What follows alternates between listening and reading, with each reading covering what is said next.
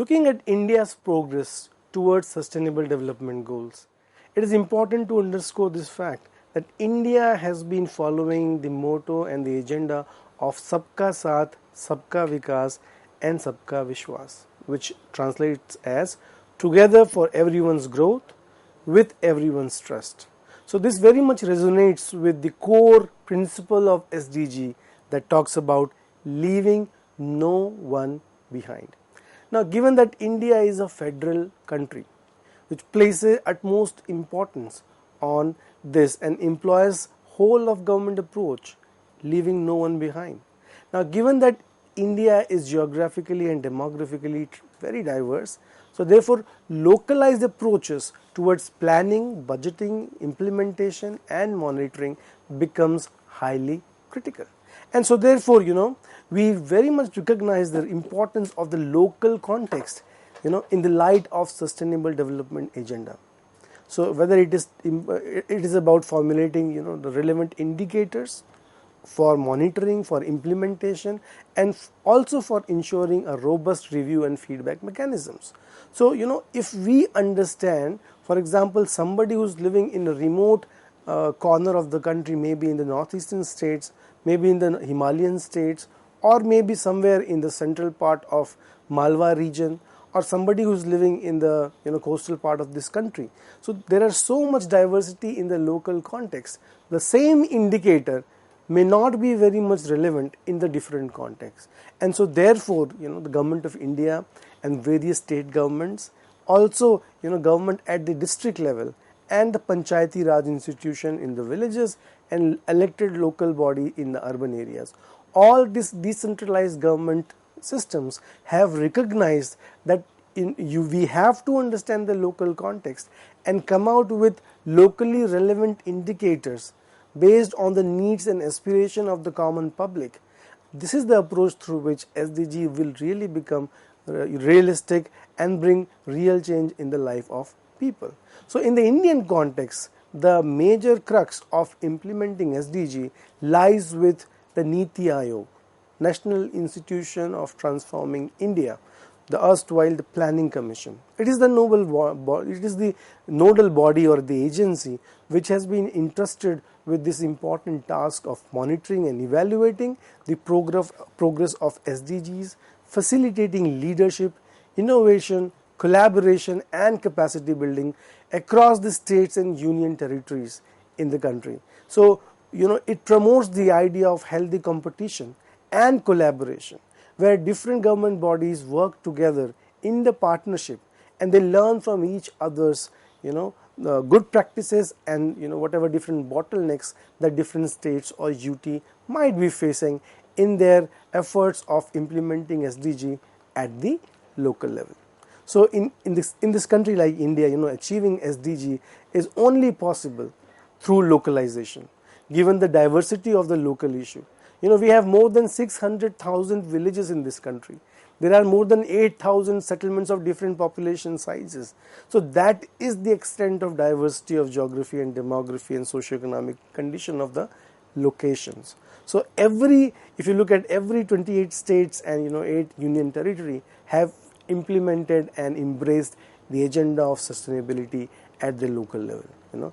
And these states have advanced in the trajectory of localizing SDGs. So what does it mean?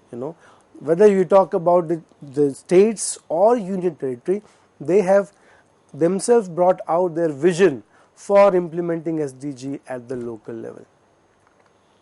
And implementation of SDG in the country has been conducted using 3 important pillars as espoused by Niti Aayog.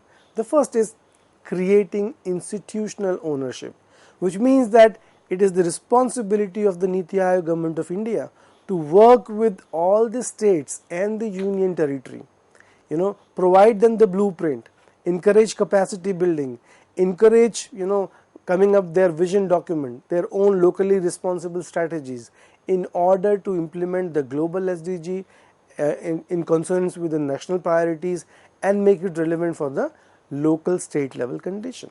Second important pillar is of course having a robust review and the monitoring system. So the government of India with Niti Aayog has come up with something called the SDG Index and Dashboard. So what does it do?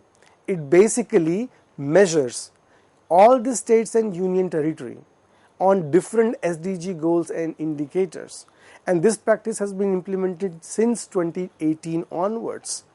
And there are also some districts at which district level also we have started implementing SDG monitoring through relevant data system in the country. And recently Niti Aayog has also implemented SDG Urban Index for 55 Indian cities, promoting healthy competition between states and the cities. And so the idea is to learn with governance, to learn with collaboration. And the third important pillar is developing capacities for SDG planning and monitoring.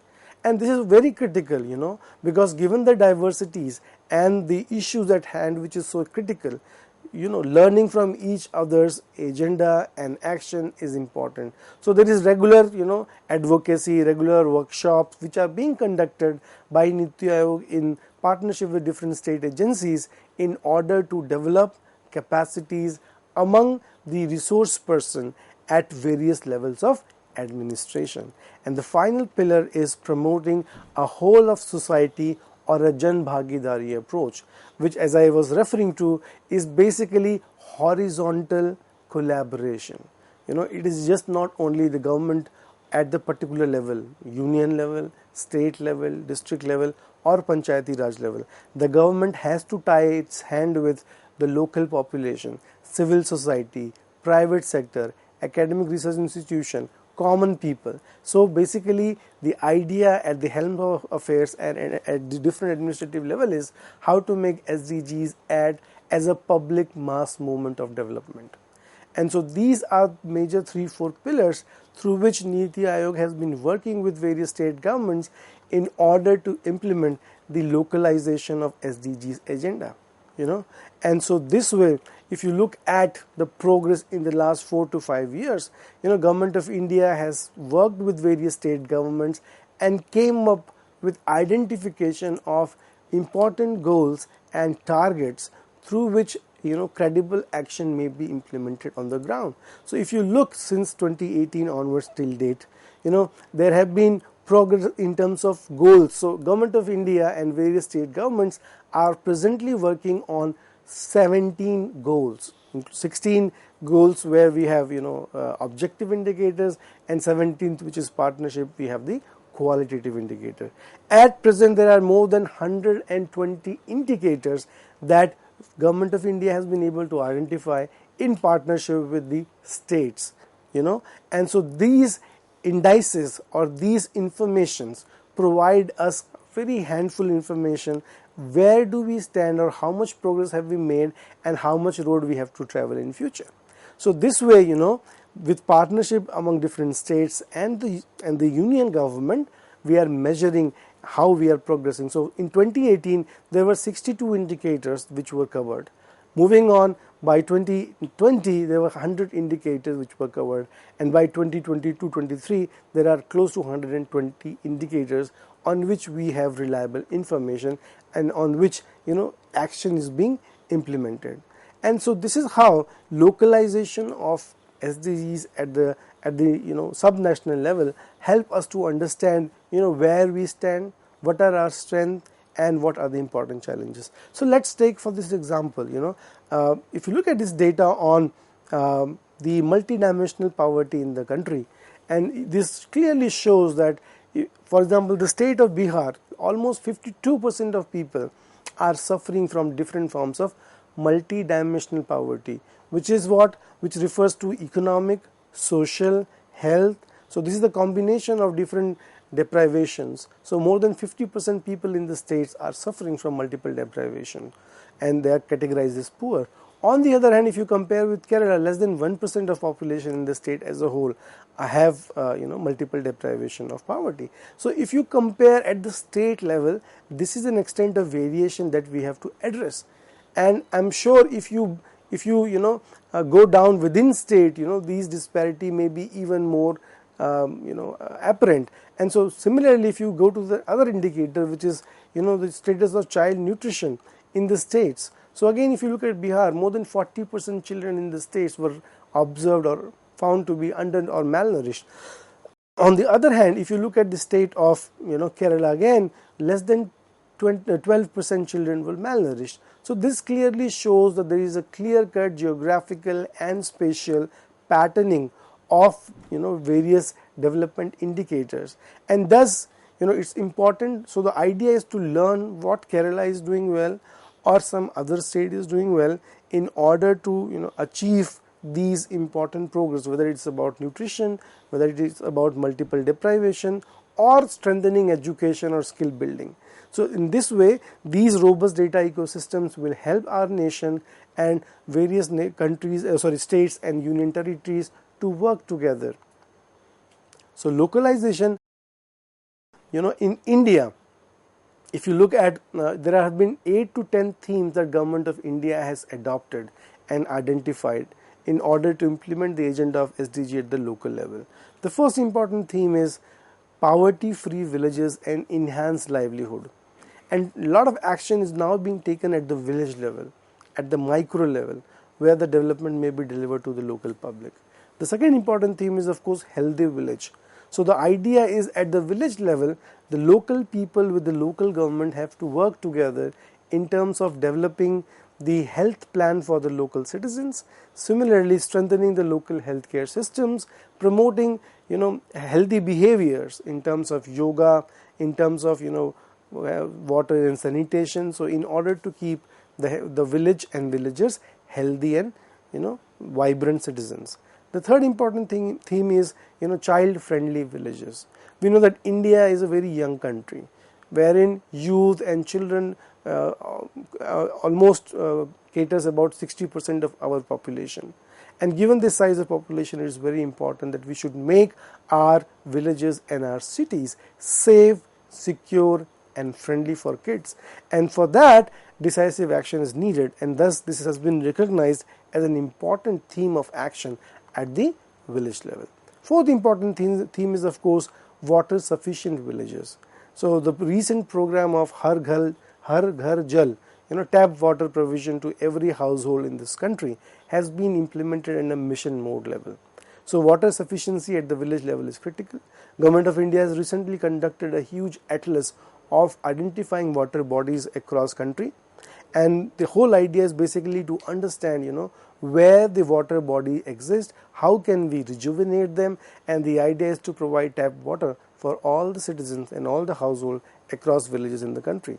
Fifth important theme is, of course, clean and green villages, and which is very much related with the Swachh Bharat mission. So the idea is to ensure that our villages, our neighborhood, our cities becomes green and clean, and this can only be ensured not only with the action from the government side, but the role of common people, different stakeholders, private sector, civil society is very important, along with government decisions and actions on the ground. Sixth important issue is building robust and sufficient infrastructure across the country, and a lot of work is right now underway in order to strengthen the basic infrastructure, whether it is road network, whether it is railway network, airport network, health facility, education infrastructure. So all these things will help to ensure that sustainability is attained by people and across geography of the country. Next important issue is socially secured villages, and we know that India is very diverse. We have different population groups, social group, religious group, gender diversity. So in order to ensure that there is socially secured villages, there is a need for collective action on the ground. So the idea is to promote social capital at the village level, and on which important action is also underway. Then good governance. So good governance is again very critical. So the idea of the Government of India is to do maximum for the people. So minimum governance, maximum delivery of services. So good governance is very critical, which means that you have to provide services to the people at their doorsteps in a friendly manner. And finally, women friendly villages.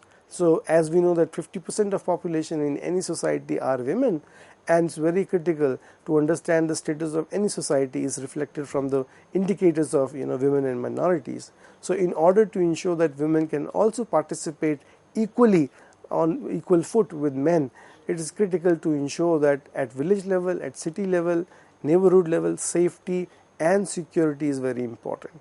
And how can we ensure that environment is such where fair opportunities are available to everyone irrespective of their gender and social identities. So if you look at these 9 major themes, which are very much based upon the SDG 17 global agendas, so these 9 themes have been identified and action is being implemented across the country by the state and the national government and district administration along with Panchayati Raj institutions. So these Panchayati Raj institutions, which are nothing but the local administrative bodies, have already got administrative power and financial power to implement the agenda of development and growth and prosperity and peace, which is identified by the local public. These are elected governments, and hence people's desire and aspirations are reflected through the elected bodies which are working at the village gram panchayat level or urban bodies in the urban communities in cities. So another important aspect the Government of India has identified is issues of regional deprivation. So they have come up with about 142 aspirational district programs. So in India we have presently about 720 districts, out of which Government of India have identified, based on different important indicators of poverty, health, nutrition, gender, basic infrastructure, administrative capacities, about 140 districts from different part of the country. These districts or regions in the country have been chronically deprived. So through this aspirational district program, the idea is to generate the impulse of development and prosperity and sustainability, and the idea is also to make competitive progress among these districts as well. And so if you look at in the 5 years, a lot of action in terms of identifying the common challenges and innovative strategies of action on the ground through which development impulses may be triggered in these most backward districts or regions in the country. So this is another example of leaving no one behind. This agenda focuses not only on people, places, regions and districts as well.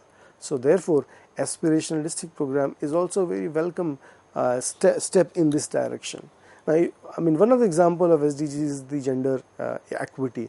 Now, gender equity is again correlated with all other SDGs. So, if you work on ensuring gender equity, means that if you ensure fair opportunities for people irrespective of their gender, identification. So this will help us to meet other sister SDGs as well. So Government of India has been measuring, to what extent different states and union territories stand as far as gender progress is concerned. Now, if you look at this color is red, which basically shows us that the progress is basically lacking, except for a few states in, for example, Kerala and Himachal Pradesh and Sikkim, some of the states. For majority of the states, there is a lot of room for work in terms of ensuring equal playing field for people, all Indians, irrespective of their gender identities. And so it is important for us to recognize this fact that if we work on issues of gender equity in this nation, it will help us to meet various other goals and targets as well. So what are the major challenges that we face as far as gender equity is concerned? If you look at the first important issue is the son preference. So irrespective of improvement in the economic circumstances of people over the years, the burden of poverty has come down, education level in the country has improved, but urbanization levels are also very rising. But with all these important developments, we observe that gender situation in the country continues to remain a very important challenge. Part of the reason is that among people who are elite section of society living in metropolitan cities, working in one of the most well-paid jobs, even among them we have observed from various data from census and various national representative surveys that the preference for son has not come down. which means that in order to have one child, the issues of female feticide is very problematic.